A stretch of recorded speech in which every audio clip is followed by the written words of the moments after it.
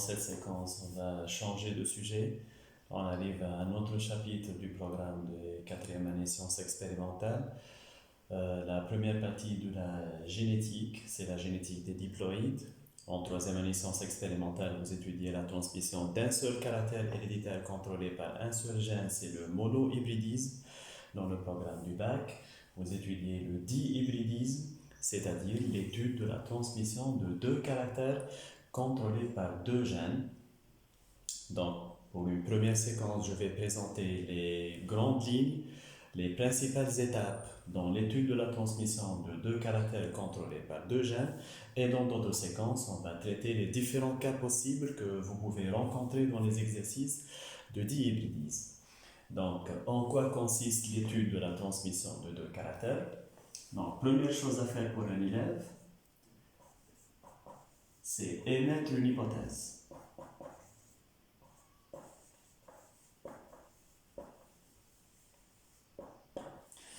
Donc, il faut signaler que l'hypothèse qu'on note dans l'étude de la transmission de deux caractères doit être toujours justifiée à partir de données provenant de l'énoncé de l'exercice, donc des données des croisements proposées dans l'exercice.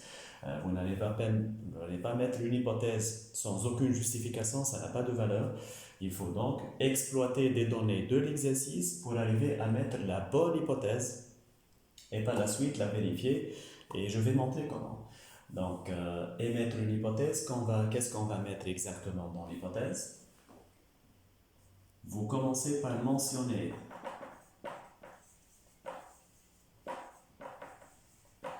les deux caractères étudiés. Ça veut dire, par exemple, dire les caractères étudiés sont la couleur des fleurs et la longueur de la tige, contrôlées par deux gènes. Et vous allez donc dégager cette notion de dihybridisme. Donc, en nommant les deux caractères étudiés, vous dégagez qu'il s'agit d'un cas de dihybridisme. Et n'oubliez pas de mettre que les deux caractères sont contrôlés par deux gènes ou bien deux couples d'allèles, parce que c'est la vraie signification du terme dihybridisme. Donc, deux gènes sont impliqués dans la transmission des caractères étudiés. Chaque caractère est contrôlé par un gène. Ensuite, vous allez devoir analyser les résultats de la F1. Donc la F1, c'est cette première génération qu'on obtient par le croisement de deux lignées différentes. Donc, vous allez trouver dans les exercices deux races, deux variétés, donc ça dépend des organismes utilisés, qui diffèrent par deux caractères.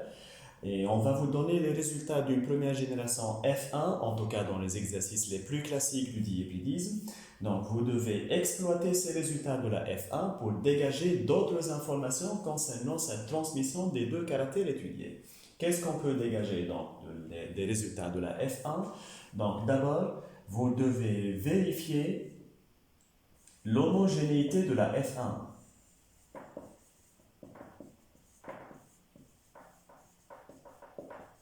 Qu'est-ce qu'une F1 homogène? C'est une première génération formée de descendants qui sont tous semblables, c'est-à-dire qui montrent tous le même phénotype, la même classe phénotypique, et qui ont donc le même génotype. On qualifie ce type de F1 homogène ou bien F1 uniforme. C'est Mendel qui a exploité cette homogénéité de la F1 pour énoncer sa première loi. Donc, vous devriez vérifier la première loi de Mendel. Et que dit donc cette première loi de Mendel? Si elle est vérifiée, si la F1 est vraiment homogène, c'est-à-dire formée de descendants tous identiques, ça veut dire que les parents sont purs. Donc, pureté des parents croisés. Les parents sont purs, c'est-à-dire qu'ils sont homozygotes. Dans le cas du dihybridisme, ils sont tous les deux double homozygotes, donc possédant des allèles identiques pour chacun des gènes étudiés. On va parler des différents types de génotypes dans d'autres séquences. On va poursuivre donc comment se fait l'étude de la transmission de deux caractères. Donc, après avoir exploité le résultat de la F1 pour vérifier cette pureté des parents, vous allez arriver à un deuxième grand travail à partir du résultat de la F1, c'est dégager le type de dominance qui caractérise les deux gènes étudiés. Notre programme est très simplifié. On étudie seulement deux types de dominance parce qu'il y en a vraiment beaucoup d'autres en génétique. On étudie donc la dominance absolue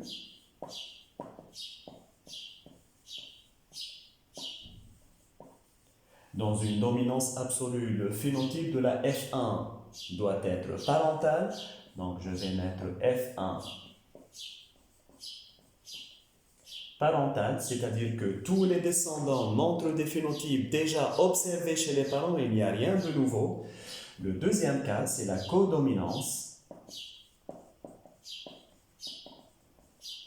Dans la codominance, la F1 va montrer un ou bien des phénotypes intermédiaires.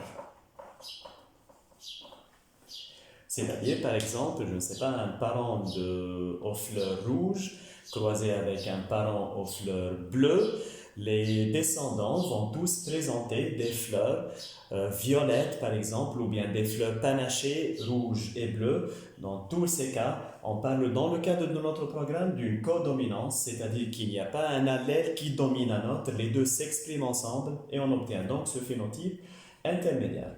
Donc, une fois que vous avez dégagé le type de dominance, il faudrait dans votre hypothèse proposer des symboles alléliques.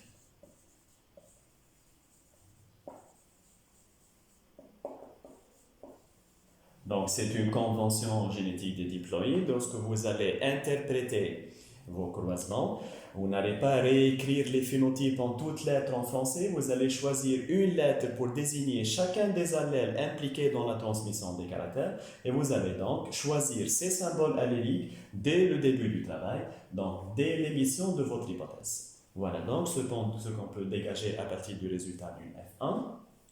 Étape suivante dans l'hypothèse.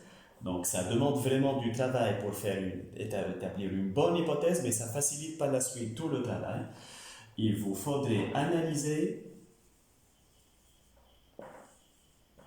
les résultats de soit la F2, soit le test cross. Je vais le montrer par d'autres séquences où on va traiter des exercices avec une énoncé claire. Donc, parfois, on vous propose une autofécondation des descendants F1, c'est-à-dire des mâles F1 croisés avec des femelles F1, c'est ce qu'on appelle une F2, la génération suivante sera la F2. Dans d'autres exercices, on vous propose un croisement entre des descendants de la F1 avec des doubles récessifs. Ce type de croisement est un test cross, mais dans tous les cas, dans les deux cas, F2 ou bien un test cross, qu'est-ce que vous allez dégager de votre analyse? Eh bien, la localisation chromosomique des gènes. Localisation chromosomique des gènes. On a trois grands cas dans notre programme. Donc, indépendance des gènes, c'est-à-dire que chaque gène est localisé sur une paire chromosomique différente de celle qui porte le deuxième gène. La liaison absolue, c'est-à-dire que les deux gènes sont portés par la même paire chromosomique et sont en plus confondus, il n'y a aucune distance qui les sépare sur le chromosome, ou bien la liaison partielle, c'est-à-dire que les deux gènes sont portés par la même paire chromosomique, mais il existe une certaine distance entre les deux, et donc c'est ce qu'on appelle un linkage partiel, ou bien une liaison partielle. Dans une autre séquence, je vais vous montrer comment distinguer ces trois cas de localisation chromosomique des gènes.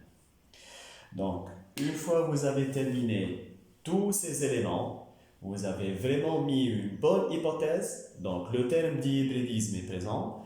Vous avez parlé de la première loi de Mendel, donc la pureté des parents. Vous avez dégagé le type de dominance et mis des symboles alléliques. Et vous avez montré à partir des résultats de l'exercice s'il s'agit d'une indépendance ou bien d'une liaison absolue ou partielle. Une fois terminé avec l'hypothèse, donc je vais mettre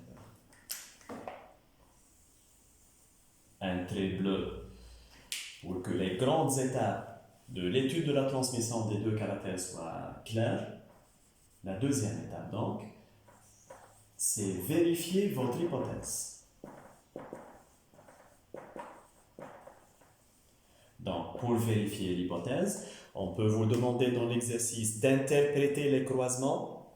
On peut vous demander d'écrire des génotypes de parents et de descendants. On peut poser la question, expliquer les résultats obtenus. Donc, dans tous les cas, comment vérifier cette hypothèse? Il faudra interpréter tous les croisements proposés.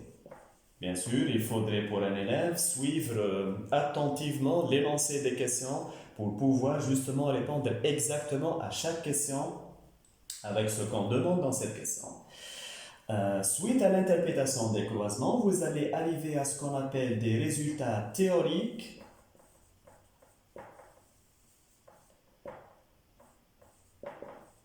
C'est-à-dire que ce sont des résultats obtenus sur papier, vous les avez notés sur une feuille, et ça vient exclusivement d'une hypothèse. Qu'est-ce que vous allez faire à la fin de votre travail donc? Vous allez comparer, pour vraiment vérifier l'hypothèse, vous allez comparer les résultats théoriques donc, que vous avez obtenus par votre travail sur feuille, sur papier, et les résultats pratiques, donc les résultats qui sont mentionnés dans l'exercice sous forme d'effectifs, sous forme de pourcentage, ça change d'un exercice à un autre. Normalement, si vous avez bien fait votre travail, si vous avez bien exploité l'énoncé de l'exercice, vous allez arriver à des résultats théoriques et pratiques qui sont conformes, c'est-à-dire qui sont très proches les uns des autres. Vous allez donc conclure en disant que votre hypothèse est la bonne, c'est une hypothèse vérifiée, donc il s'agit bien d'un dihybridisme avec par exemple double dominance absolue et indépendance génétique. Dans certains exercices, on vous demande d'interpréter les croisements, ou bien en tout cas certains des croisements, parfois un seul croisement dans l'exercice, par un schéma chromosomique.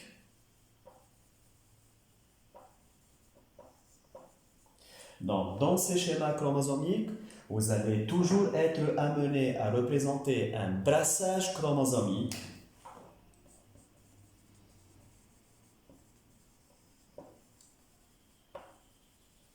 dans d'autres séquences, on va s'intéresser à ces différents types de brassage chromosomique. Donc, ces brassages chromosomiques, ce sont ces mécanismes qu'on observe au cours de la méiose qui expliquent la diversité des gamètes produits par la méiose et qui expliquent donc par la suite la diversité des descendants que vous observez dans l'énoncé des exercices. Voilà donc les principales étapes pour étudier la transmission de deux caractères contrôlés par deux gènes. Donc d'abord, émettre une hypothèse avec tous ces éléments. Ensuite, vérifier l'hypothèse en interprétant les croisements et en comparant les résultats théoriques et pratiques. Et si on vous le demande dans l'énoncé de l'exercice, vous allez interpréter les croisements par un schéma chromosomique. Voilà donc une petite introduction pour cette génétique des diploïdes.